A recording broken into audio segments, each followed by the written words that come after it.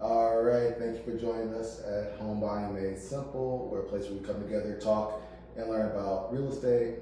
Today we have a special guest. We have Tamara Castle with Equitable Bank, and she's going to be coming over here to talk to us about everything about grants. So things that we need to know about grants, and also try to talk to us about not over relying on grants as well. So it's everything that's going to have to do with before you buy a home, how you set those things up ahead of time, and just be prepared for those. So but before we get into that, let's learn more about our guests. So Ms. Castle, can you tell us a little bit about yourself and your title at Equitable Bank? Thank you so much for having me today. So Tamara Castle with the Equitable Bank. I am a loan officer / CRA loan officer. Started in home buying counseling. So I used to be a counselor. Started in 2000 with an agency called Select Milwaukee, where they did the home buying counseling, gave out the grants, and referred people to the bank. So I did that for about 16 years with different organizations and decided to become a loan officer, but wanted to stay in the CRA realm, right? Because that's where I came from. I bought my house with the counseling agencies, got the grants myself. So I wanted to stay in that realm of helping first and second time buyers purchase. So at the Equitable Bank, I continue to do that. We deal with grants. We have our own grants. We still have products that's for first time and second time buyers. We also have products for investors. But again, my main focus is first time buyers, second time buyers, and how they want to grow their business as an investor if they're looking for that. But first, making sure that everybody is prepared for that first house. Okay, that's great. So you guys have the industry for a long time, and what was the reason why you chose this career path then, to become like this loan officer? Yeah, so it was happenstance. I was a temp worker working at Aurora as HR assistant, and Ray Schmidt at Select Milwaukee, he was looking for a receptionist because Lisa was pregnant at the time, and I came in as a temp and was amazed that and unaware that there was money out here, free money to help with buying a house. My parents did not do it the right way, so they were picking up all the money, buying their houses. They kind of did it the wrong way, so I didn't understand that there was an organization that would actually help you through the process. So I asked them, could I stay on, and I did. Fixed my own credit at the time and bought my first house with them. So it was more happenstance, but once I found out what they were doing, I wanted to stay. Wow, that's great. That's great. So it's all great. So you're also a Wisconsin native, too. You've been here your entire life and everything. I am first generation Jamaican, so I'm the first one born here, and we came to Philadelphia. So I came to Wisconsin maybe about 4, because Patrick Cudahy, as everybody know, was hiring, and my dad was an electrician, so he was the electrician for them. So we all moved to Wisconsin. So it was a shock for them coming from Jamaica to the tundra, but that's where the jobs were back then, in the late 70s. So that's how I came to Wisconsin. Been in Milwaukee though the whole time, and got to know all the neighborhoods, and renting and living in the suburbs and living in the city, and haven't really lived downtown or the east side yet, but familiar with all that with friends and family. All right, great. Well, thank you for sharing us that about yourself. Yeah. So let's start with our topic. So I know that we were going to be talking about grants and like how, because we talked before, we talked about how people kind of rely on grants and things like that. So I wanted to kind of educate our audience on that and kind of talk about some like the eligibility that kind of goes into it. Yeah. So what are like the income limits when it comes to trying to purchase a home? Qualify for the grants. So all the counseling agencies, wherever the money may come from, whether it's the state, the city, or another bank entity, they have to go by the HUD numbers of income. So it's 80% CMI, county median income. So we don't make up the numbers. They can go to HUD.gov and look at the income brackets. If the person's under 80%, that's the numbers that we use, right? So it's across the board, pretty much. So, for instance, if it's based off of how many people are in a household, and then what their gross income is, so the income before taxes. So, if it's a single person, we're looking at $60,700. they must make under that gross, right? But let's say it's a husband and wife with 5 kids. So now we're a household of 5 kids. That's a household of 7. So that's 107,550. So the husband and the spouse income must be counted because they're part of the household. Also, if the children receive some type of income, Social Security, child support, death benefits, all that is also counted. So it's all the income that's in the household. And they do it that way because that means somebody that's in that house, that's buying that house, can contribute to the down payment and closing costs. So we have to do those tiers. So we kind of be mindful when we're talking to customers, you know, are you married? But I try not to do that when I do the grants. I just start with how many people in the household. That way it's honest, I catch it right away, and then we move forward. And then, sometimes like, oh, well, actually they don't live with me, that kind of thing. And that's okay. But at the end of the day, when we look at that, we're going to be scrutinizing that, looking at the pay stubs of everybody else. The Social Security, if grandma's getting Social Security and she lives in a house, that's part of that income. It gets kind of difficult when it's 2 people and they have to make under 69,000. What's that, about 36,000 each? And then you get the kickback of, well, we barely make any money, but we can't go over the income guidelines of HUD, and we just have to abide by that. And then we start talking about a budget of, okay, here's 2 incomes, how much can we save per month? Now, every county may have a different income bracket. So on the HUD page, it goes by county. Milwaukee and Waukesha is the same income bracket. So what numbers we're talking about today is Milwaukee and Waukesha. Racine, Rock County, all the other counties have different income guidelines. And it's based off of the income of that county. Racine is a little lower, where Jefferson is a little higher for their income. So we go by that, we don't go around that. And again, we're counting overtime, we're counting second job, all of that, even though that may not be the income for the mortgage qualifying, it's the income to qualify for the grants. And then you said like the mortgage qualifying, is there like a certain purchase price that they have to meet in order to qualify? So like they have to be at least $250, or it has to be under $300, or Yeah. how does that work? So most grants don't have an a purchase price limit, but I believe there's one, I believe the city of Milwaukee does. There's a grant that does cap off the purchase price, and I believe it's like $300,000 is the most. And again, every grant's gonna have their own rules to it, but majority of the grants, generally speaking, there's no cap on the purchase price, because at the end of the day, we're looking at the income, how much can they afford anyway? You know what I mean? So that's how we kind of, because if they can afford a $800,000 house, they may not qualify under these income brackets. So that's how we take it. But again, when we talk to the customers, we look at what grants is available and then slice it that way to see which one fits them the best. And like, do you have to be like a first-time home buyer to actually qualify for these, or like, say like you bought a house, but it's been a while, you're about to sell, but you don't exactly have the funds to get the next house that you want. Right. Can you use grants in that sort of situation, or how does that The work? only grant, so typically the answer is no.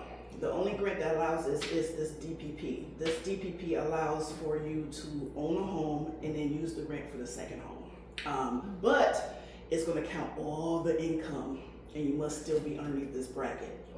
So if you're keeping that single family and plan to rent it, we're going to count that rental income. If you're buying a duplex, we're going to count that other income that you will be receiving to still be underneath this bracket.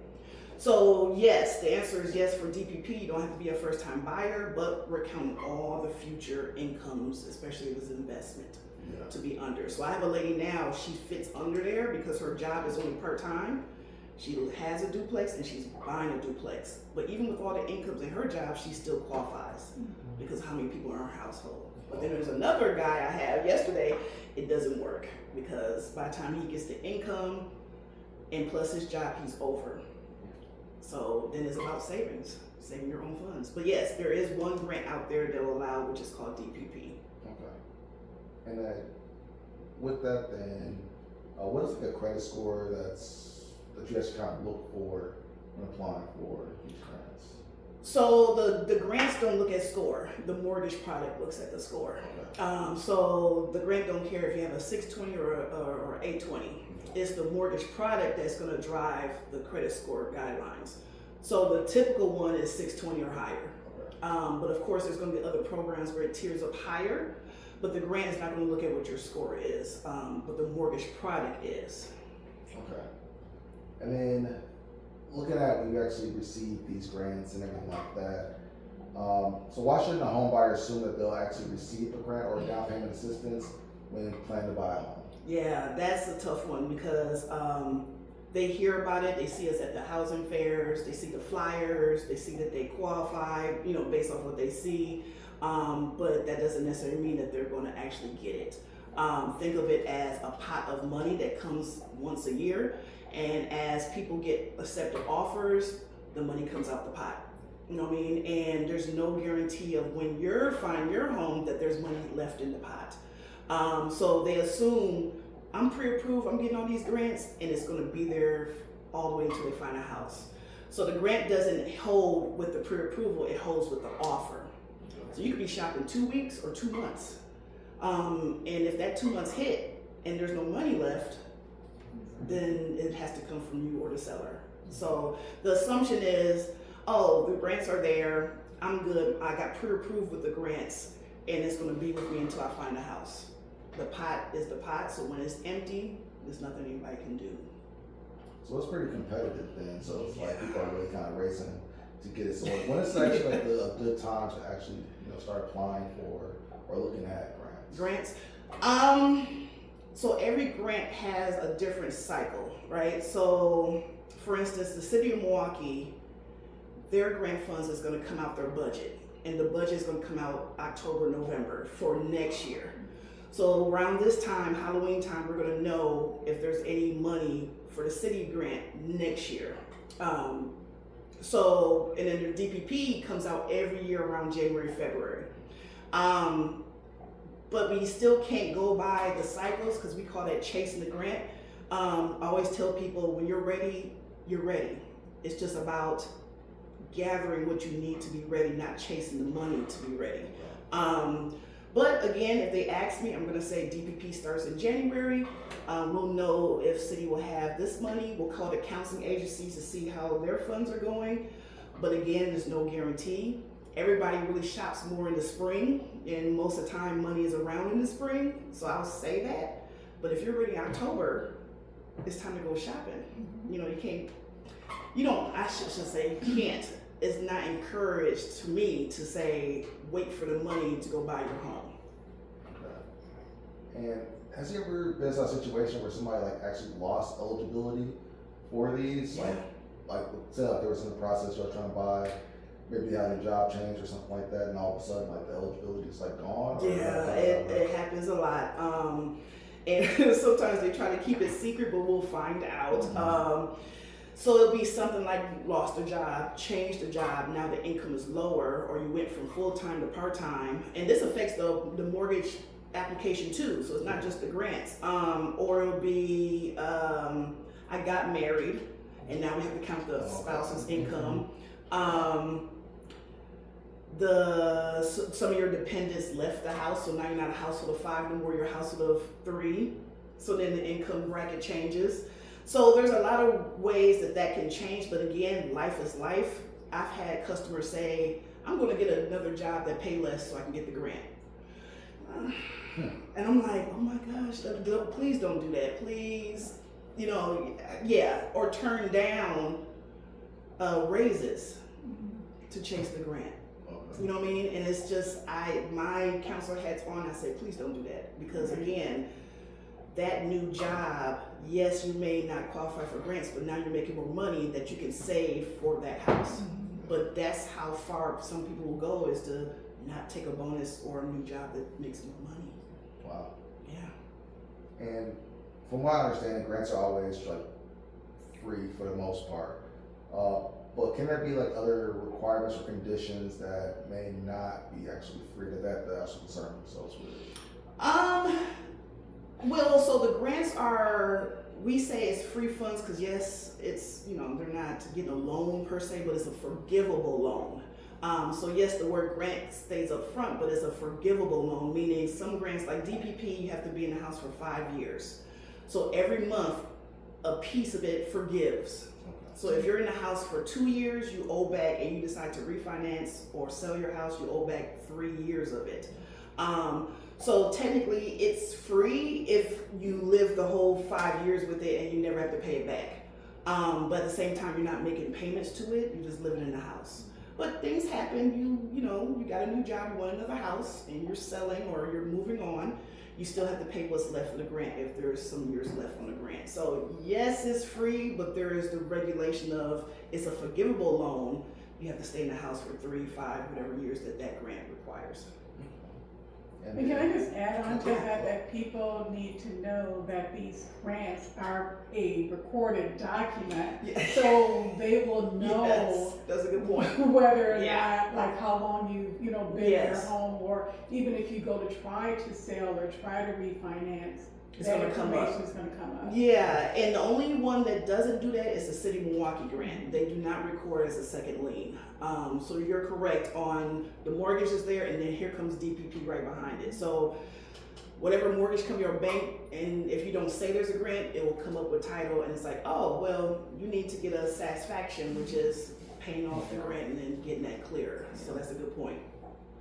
So as a buyer looks to buy a home, of course, besides like the down payment and things like that, what upfront costs should a potential buyer look to have saved in order to actually purchase a home past whatever grant can actually give them? So there's no set amount, and even though sometimes the council agencies might say a set amount, my mind just goes to as much as you can. If you're on a fixed income and you can only save $50 per month, then that's how much you save per month.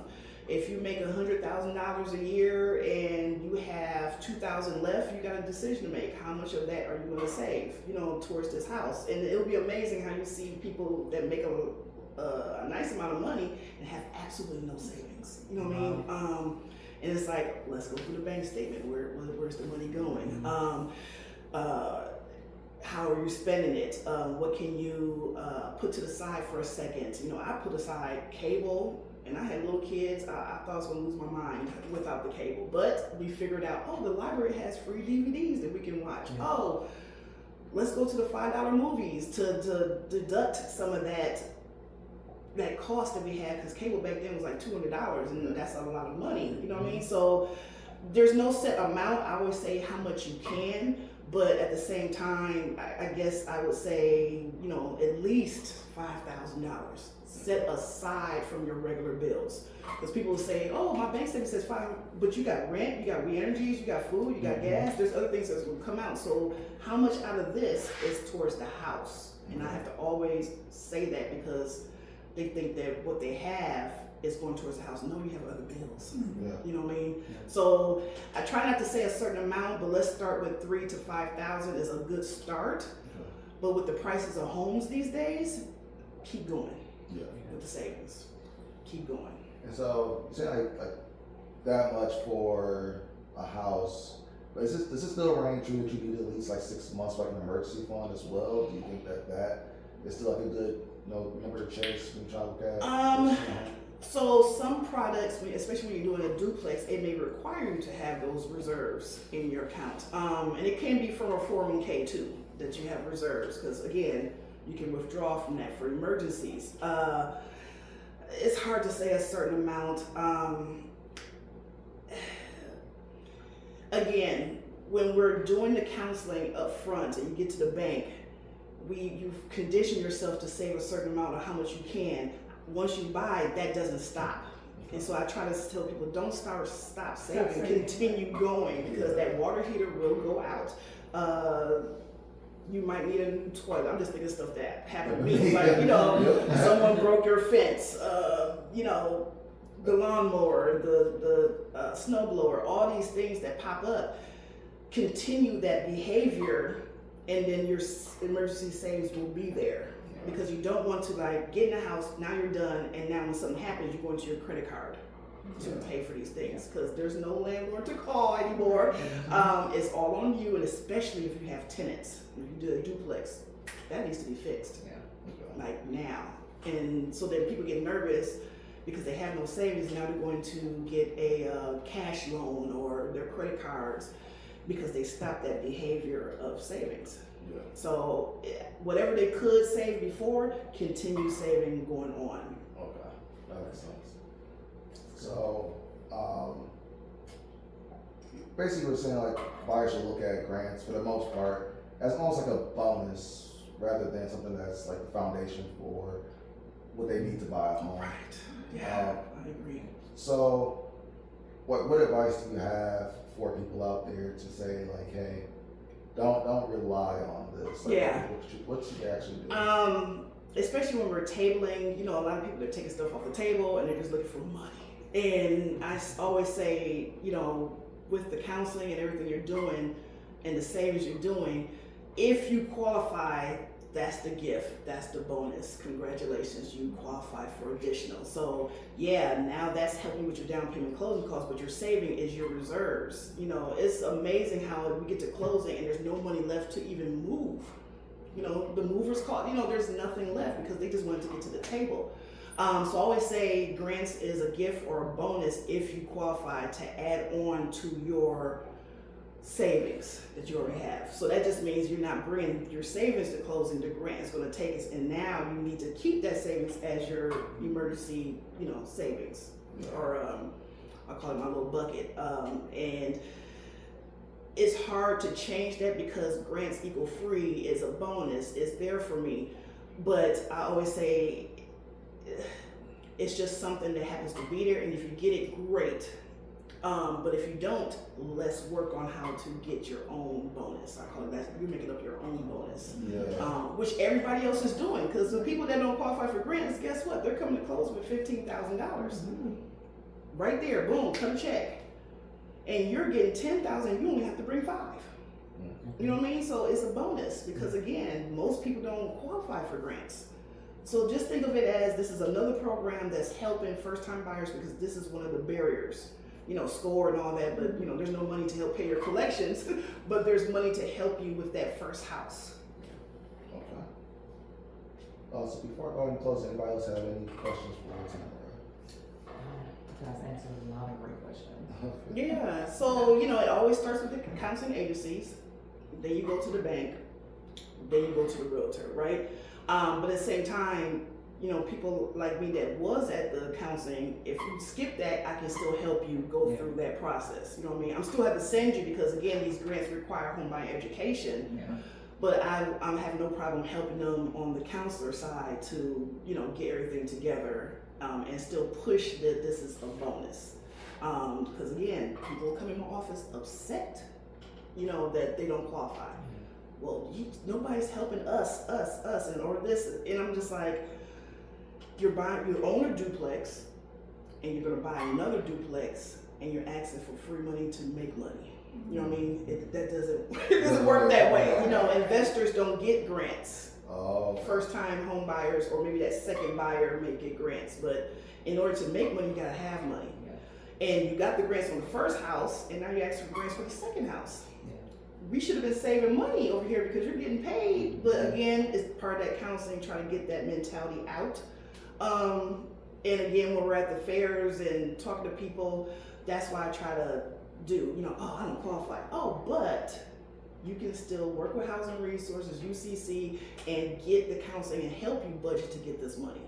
Okay. Because majority of the time is there. The only time sometimes I'll see there's nothing if it's a strict income. It's not going anywhere. It's Social Security is just what it is. And that's where it gets a little tough. But again, if you look at the bank statements, we know where the money is going. And it's time for some sacrifices. Two things were like coming to mind. One is the home inspection. So does the grants require a home inspection? Yeah. And you can talk on that. I can think of what the other. So some grants, especially especially money that's coming from the city, requires a home inspection.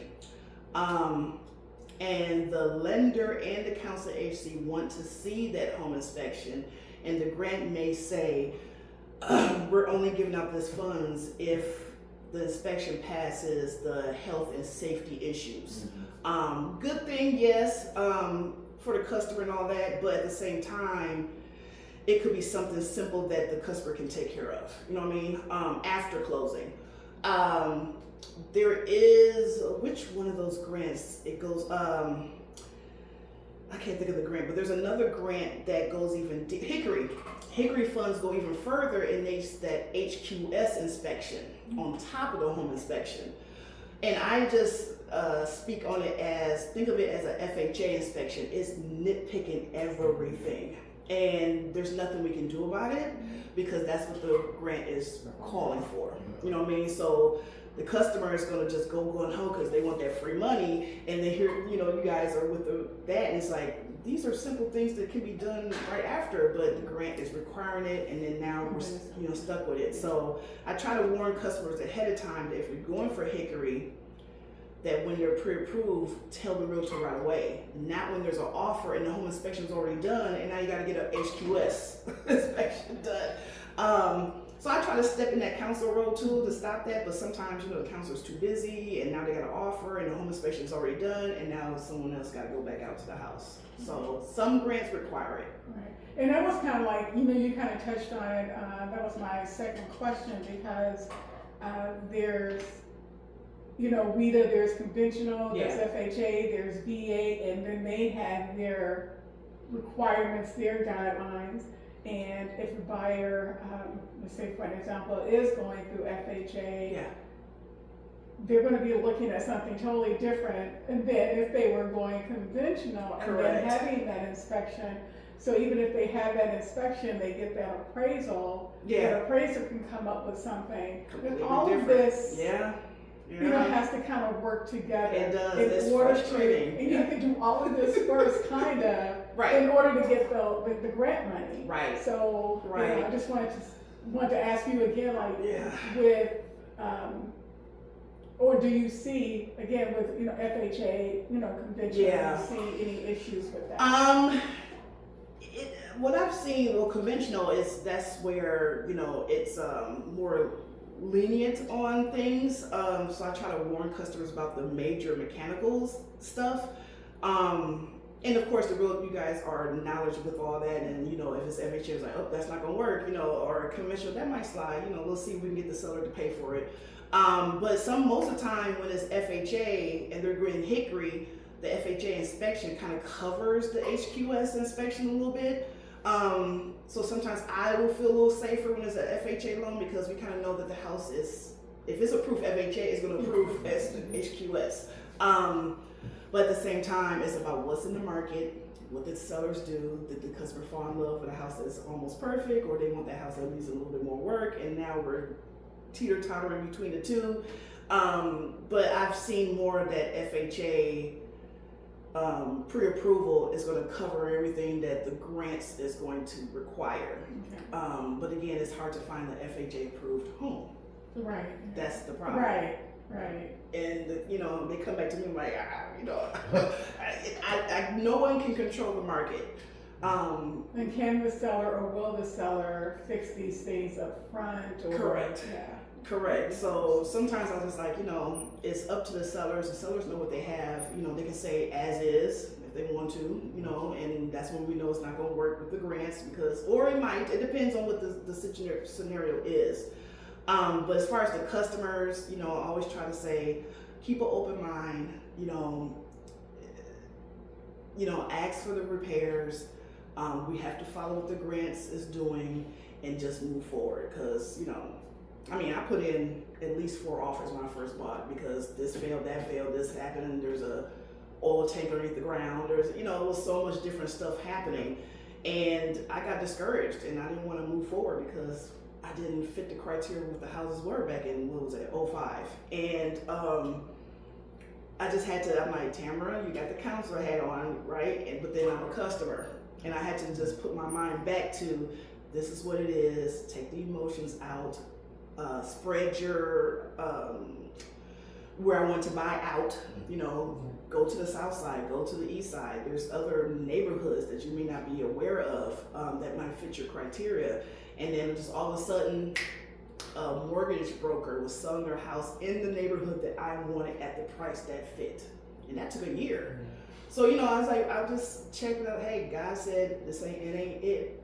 And just stay still for a second. Don't get so anxious because you're going to jump into something that's not going to work. And then you'll be mad in a year. Yeah. So I try to think of it that way. But again, we're talking about people with emotions. This is the first time they did something. It's major stressor. Like divorce or moving or death is home buying. It's a stressor. Because they got to deal with the landlord, they got to deal with their kids, they got to deal with work still. So us as a team just working with these customers, sharing the communication, yes, because the customer's going to say whatever they want to say to make it work. So I try to make sure that you guys are up to date on what's happening so that the customer's not putting their anxiety on something different. So everybody knows what's going on. Absolutely. Wow, that's good. Good Really information. good. Yeah. So if you give our prospective home buyers one piece of advice about relying on grants or down payment assistance, like what would it be? Listen to your counselor. Or your lender. And your lender, yes. Try not to put all your eggs in one basket, and really start looking inwards, because people are looking outwards of, you need to help me, you need to give me this, you're supposed to do this. No, this is your budget, this is your life, this is your loan. Okay. What are you doing to make sure that you have enough funds to get that American dream? Because it's not up to you or you to give it to me. This is something I'm supposed to be doing. We're just here to help guide you. But the mentality is, you're gonna give me some grants, so I don't have to do anything. Or you're gonna help me find a perfect home, I don't have to do anything. Yeah, it better be a perfect home. All this outwards. It's time to start looking in and start thinking about, what do I want? What do I want my financial situation to be? And why am I buying this house? I always say that in seminars. Why am I buying? Because my cousin bought? Because other people, your friends all bought? You just don't want to be the only person that didn't buy?